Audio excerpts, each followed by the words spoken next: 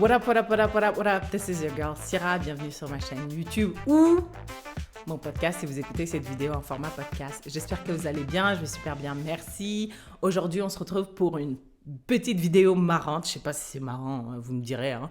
Mais comme vous le savez peut-être, moi je suis une femme de gauche. Politiquement, économiquement, socialement, mes valeurs sont à gauche. Mais je me suis dit, est-ce que je peux aller au fond de moi-même gratter pour essayer de trouver une ou quelques idées conservatrices? Je ne dis pas des idées de droite intentionnellement parce que, je sais pas, genre le label de droite, ça m'horripile. Donc, des idées conservatrices. Et je pense que c'est quand même it's a fitting label parce que conservatrice, moi, quand on me donne la description, c'est quelqu'un qui pense que c'était mieux avant. Et vous allez voir avec les idées que je vais mentionner là, à plusieurs reprises, je vais dire c'était mieux avant. Ou en tout cas, il faudrait qu'on retourne. Peut-être pas à 100% c'était mieux avant. I'm still a black woman, en plus queer black woman. Mais peut-être que sur certains points spécifiques, maybe we should go a couple years back. OK? Avant de jump into it, j'ai appelé ce segment « Je suis désolée, mais ». Première idée conservatrice, je suis désolée, mais les cigarettes, les drogues dures, les drogues soft, je pense que tout ça, ça doit être totalement interdit. Pas criminalisé. Ça veut dire que si on t'attrape un jour avec, je sais pas moi, de la bœuf ou n'importe quoi, on va pas te mettre en prison, tu n'auras pas de problème avec la justice, mais on va prendre ton truc, on va le brûler, on va dire « Yo, c'est pas accepté ici dans notre pays idéal, parfait, c'est pas accepté. Pourquoi est-ce que tu en as besoin? Est-ce qu'on peut te rediriger vers des ressources qui peuvent t'aider, des psychologues ou je sais pas moi, un truc qui peut t'aider. Peut-être que tu souffres de dépression, d'anxiété. How can we help without using those drugs? This is just all feelings, no facts, ok?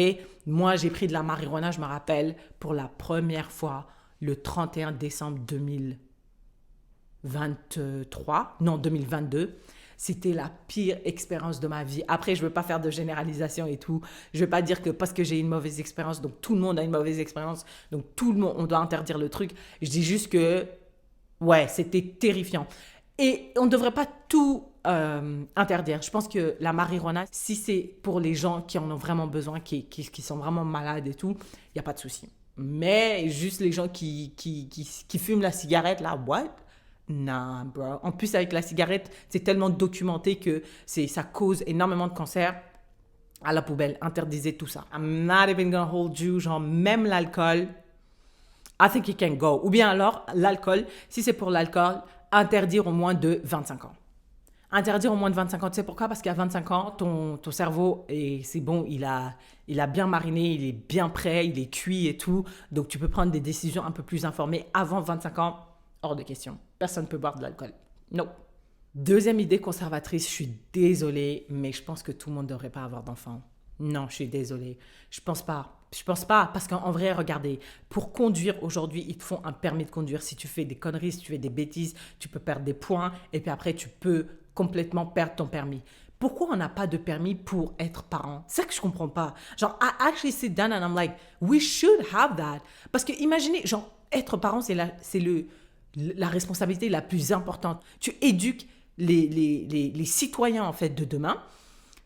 Pourquoi est-ce qu'on n'a pas en place un permis ou, je sais pas moi, un certificat de bons parents en disant, OK, eux, mais qui n'a rien à voir avec l'argent, tu vois? Cette personne-là ou ces deux personnes-là sont aptes à accueillir un enfant et à l'éduquer correctement et minimiser le trauma que cet enfant va peut-être traverser, tu vois, minimiser, parce que je sais qu'il y a plein de facteurs qu'on ne peut pas contrôler, mais ça commence avant tout à la maison. Est-ce que ces gens sont prêts mentalement à avoir des enfants? Et bien sûr, je pense que les gens ne pourraient même pas avoir d'enfants avant 25 ans parce que ton cerveau n'a pas fini de se former. Donc, mettre en place un certificat pour avoir... Je suis sûre que le monde serait un meilleur endroit si les gens attendaient un peu pour avoir des enfants. Je suis certaine.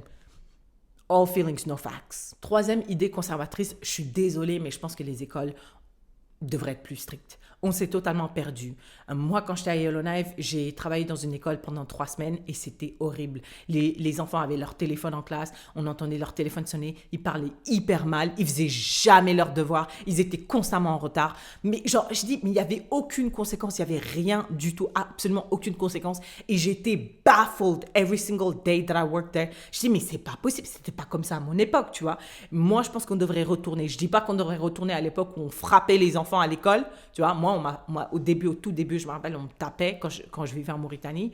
On me tapait. Je dis pas qu'on devrait aller à ce niveau-là. Non, non, on ne devrait pas toucher les enfants, pas abuser les enfants, mais un peu plus de rigueur en fait, rigueur intellectuelle aussi, parce que les enfants, je l'ai dit dans une vidéo, je l'ai mentionné dans une vidéo, j'ai fait une vidéo totale là-dessus, les enfants ne savent pas lire. En tout cas en français ici. Après, je connais pas leur niveau en anglais, mais leur niveau en français, c'est catastrophique, c'est horrible. Terrible, tu vois. Et ça vient d'une meuf qui est dyslexique. Je suis dyslexique. J'ai quelques lacunes. I carry my own lacunes. I can admit that.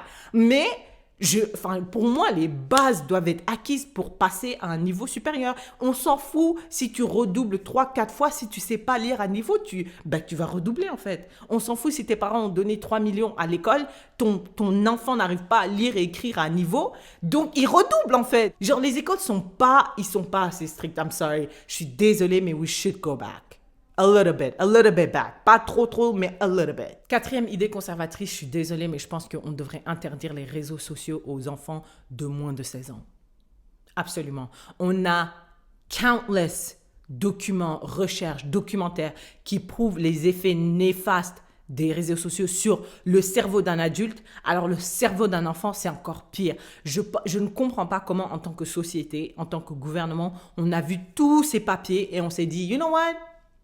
Whatever, let's just keep going the way we're going right now. Je pense aussi que c'est à cause des lobbies des réseaux sociaux. Je veux dire, Mark Zuckerberg, il peut acheter une élection. Pareil pour Elon Musk. Donc, c'est des gens qui ont énormément de pouvoir et de capital.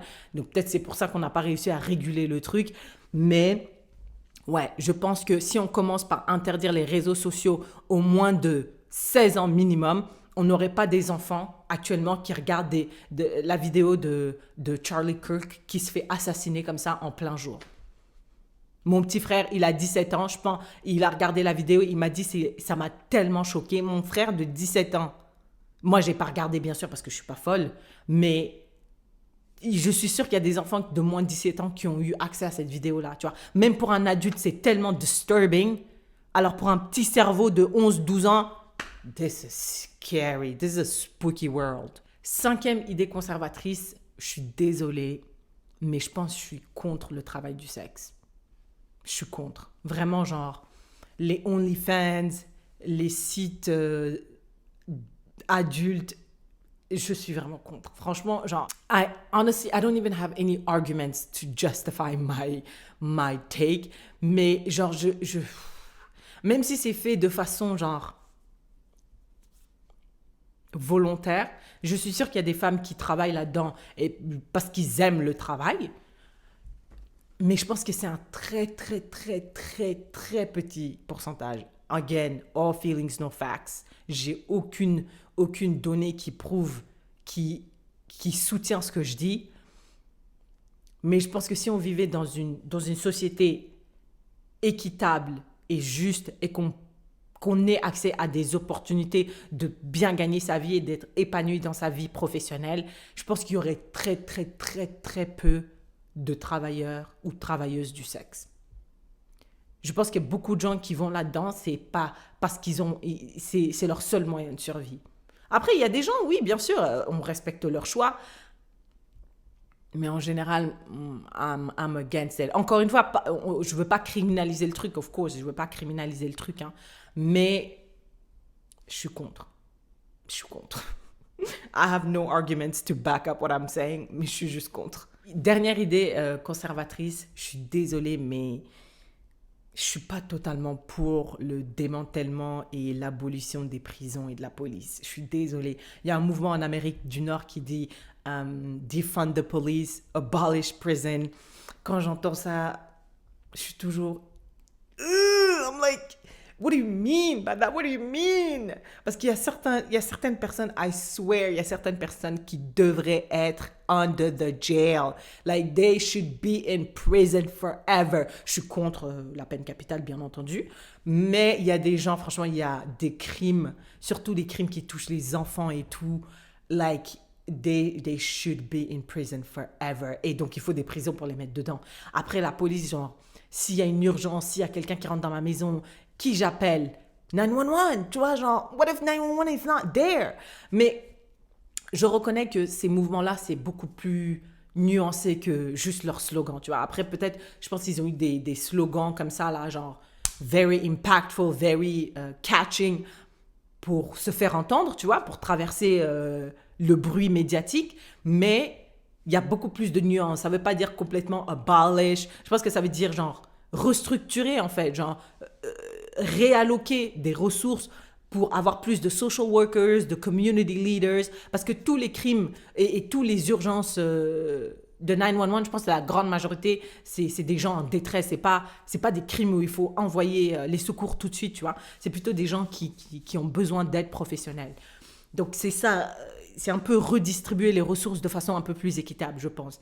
Mais le slogan, il est un peu, ouais, c'est un peu fort quand même. Donc moi, je ne suis pas à 100% behind it. Anyways, ce sont mes idées conservatrices. Dites-moi ce que vous en pensez. Est-ce que vous pensez que ce sont vraiment des idées conservatrices? Est-ce que vous êtes d'accord avec moi, pas d'accord avec moi? Et j'ai entendu beaucoup parler de Love is Blind France. Est-ce que ça vous intéresserait que je regarde la série et que je donne mon avis et que je fasse un petit recap? Je regarde Love is Blind, mais only US. J'ai pas eu l'occasion ou l'intérêt, franchement, de regarder les autres franchises des autres pays. Mais Love is Blind France, on m'a dit que c'était hyper intéressant, il y avait des discussions intéressantes. Donc, dites-moi si ça vous intéresserait d'écouter ou de regarder une vidéo là-dessus. Et aussi, je pense que je vais changer ma fréquence de publication, parce que là, je publie toutes les semaines, sauf si je suis malade, et j'aimerais plutôt transitionner vers une semaine sur deux, juste parce que je travaille du lundi au dimanche, je me réveille hyper tôt, donc j'ai des grosses journées, et parfois, le week-end, c'est le seul moyen, même si je travaille, mais je travaille un peu moins, tu vois, c'est le seul moyen pour moi de décompresser. Et je pense que c'est hyper important en tant que personne, individu, de prendre le temps de se reposer et de rien faire. Et pour l'instant, j'arrive pas à rien faire parce qu'il y a toujours quelque chose à faire. Je dois faire la vidéo, je dois trouver des idées, je dois monter, je dois programmer la publication. Je suis pas en burn-out, mais je pense que c'est bien d'anticiper le fait que si je continue comme ça, peut-être que ça va affecter ma santé mentale et ma santé physique. Ça va ralentir ma croissance, mais I'm okay, baby. Je pense que la croissance, c'est pas nécessaire à tout prix, tu vois. Genre, parfois, c'est important de décroître, ok? Peut-être pas décroître, mais en tout cas, se reposer. So, yeah. Dites-moi ce que vous en pensez, and I guess I'll see you in the next one.